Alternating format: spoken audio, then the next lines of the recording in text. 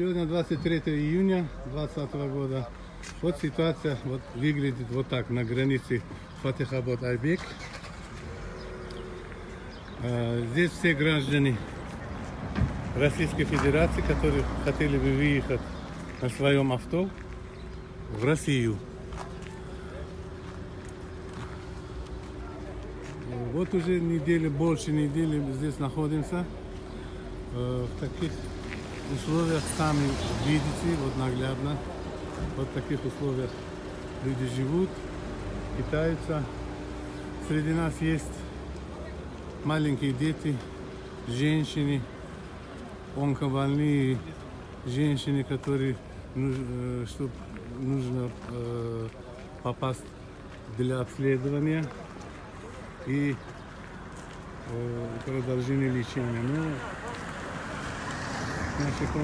наше посольство очень принимает какие-то меры, нас уверяет, что они применяют какие-то меры, но очень медлительно. Нам сообщили, что граница открыта. У нас билет был, мы не поехали на самолет, что мы отсюда поедем на своих машинах. Мы не можем машины тут оставить и уехать. Там семья, 3 детей. 4-й месяц уже мы здесь. Уже больше никак мы не можем. Терпение лопнуло. Семья, дети там они тоже без никого. Скоро их в какой-нибудь приют заберут, и мы останемся. Я не знаю. Пожалуйста, войдите в наше положение как-нибудь, что-нибудь придумайте и отправляйте нас.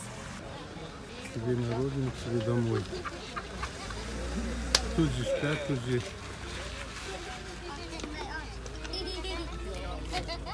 Тут маленькие дети.